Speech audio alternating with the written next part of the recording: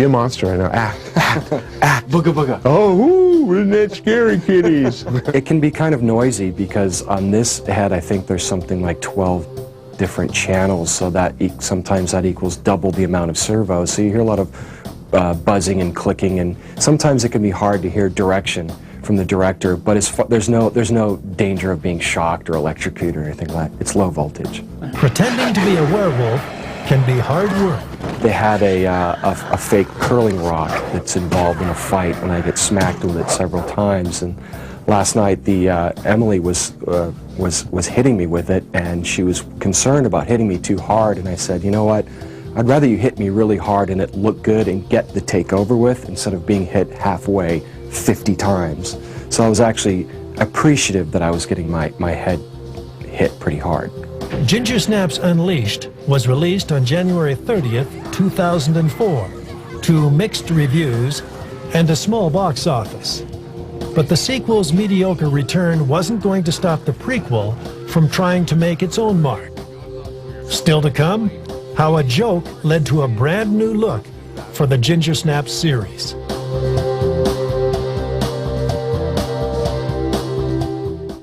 What do you hear? They're stalking us. After coming up with the idea for Ginger Snaps and Ginger Snaps Unleashed, director and producer John Fawcett wanted to bring back the Fitzgerald sisters one more time. That's when he dreamed up a prequel concept.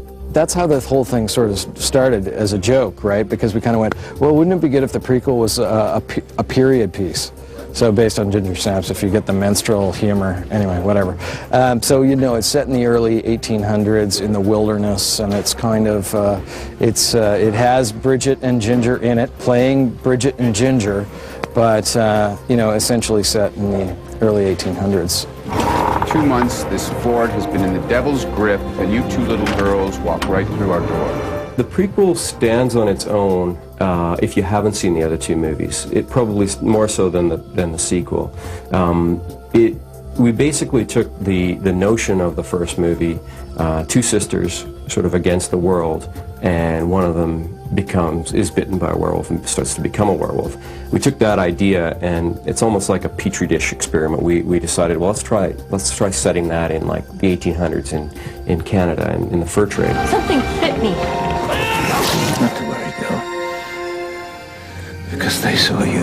I actually found out that I was going to be doing the sequel and the prequel from a fan who showed up at a screening of another Canadian independent I did called Turning Page, and she goes, "Oh my god, I'm so excited about the sequel and the prequel." And I was like, "To what?"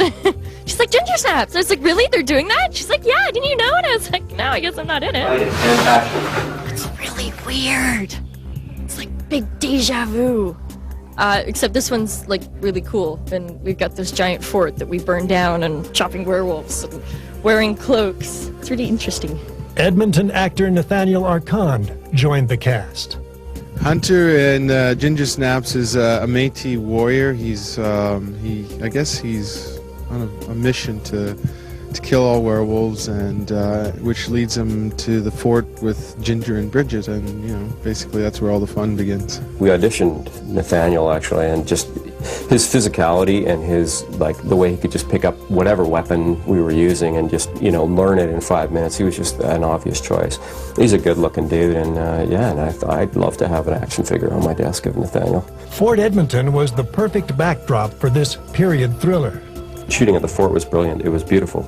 We could shoot in any direction, and it looked great. The only difficulties was that the fort is made of wood, of course. It's a period film, so it's all about the open candles and open torches and flames. So we had to be really careful about where we had the fire, and we certainly had all eyes on making sure we didn't burn the place to the ground, because that would have sucked. The amount of resistance, for good reason, that I ran into setting large fires there was quite intense. But we came up with a number of very old theatrical methods of recreating fire, which for the camera was stunningly real, that didn't involve fire whatsoever. It was smoke and light and plastic and other bits and pieces. I think one of the Ford employees came running up to me going, "Oh, I thought you weren't going to set a fire in the Ford. What are you doing? What are you," you know, because there's fire alarms all through there. They were freaking out. Ford Edmonton's employees weren't the only ones freaking out. Screenwriter Stephen Massicott had to rewrite the entire script just a month before shooting began. I don't know if it was the dryness or the stress, but he just kept getting nosebleeds all the time. He was constantly like bleeding all over his computer because it was just so intense. Like it was incredibly stressful. Grant Harvey had become very familiar with Ginger Snaps by the time he sat in the director's chair for the prequel. He served as the second unit director on the original and as a producer on the second installment. I really, really feel comfortable working with people I know, working with my friends. I think it's a good conduit to creativity by being comfortable. And it enables you to work sort of without having to communicate in long terms. You can just sort of cut to the chase, which is good. The vision was quite cohesive, and it gave you that kind of through line of these sisters. It was really all about these sisters through these different time periods and through these different scenarios, which gave it that kind of almost Twilight Zone-y kind of Groundhog Day feel. What I like to liken my film to, it's like a grim fairy tale. It's like a dark fairy tale. Once upon a time, two sisters did something very bad, but they made a promise that they would never be apart, and so our film is like a dark fairy tale about how they try to achieve that goal of never being apart. We will be together. She will come back to me. Yet again, a new kind of werewolf was created for the movie. They'll be wolfish to some degree, but they're really kind of diseased and mangy, and they're dark. They're going to be really dark looking, and the fur's dark, not like the white-gray hair, and just really gross, diseased things that suffer from venereal disease and rot and whatever. The prequel werewolves were much more rough and ready.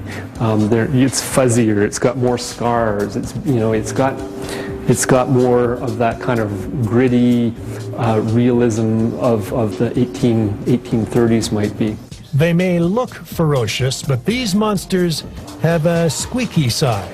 I'm standing there. I'm serious. You sound and you go squeak, squeak, and you look. It's like and it's drooling in blood, but it sounds like it's a squeaky toy. It's really weird.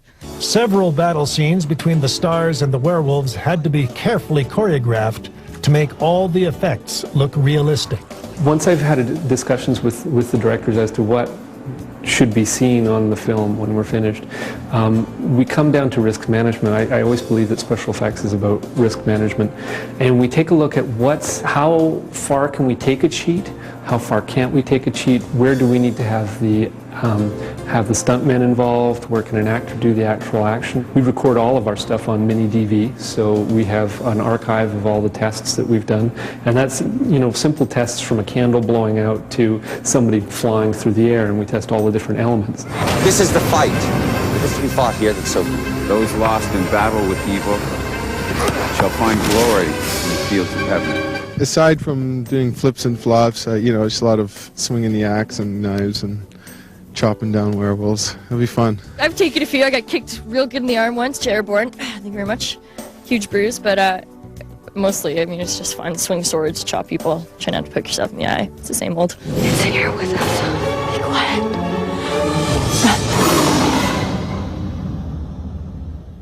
Depending on the success of a Ginger Snaps prequel, another movie may be added to the franchise.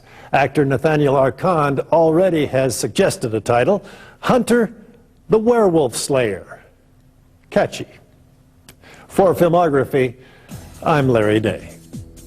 At the last stages of transformation, it was about 7 hours to put on and an hour to take off. I've taken a few. I got kicked real good in the arm once, airborne. Thank you very much. That's how the whole thing sort of started as a joke, right? Because we kind of went, well, wouldn't it be good if the prequel was a period piece? It went through a huge evolution. We were first going with kind of hellhound sort of creature, and then kind of went more wolfy and ended up with this creature, which is kind of cool, actually. There's a whole bunch of stuff, doesn't it? Oh, scary. I always kind of thought that it might be a bit of a cult hit.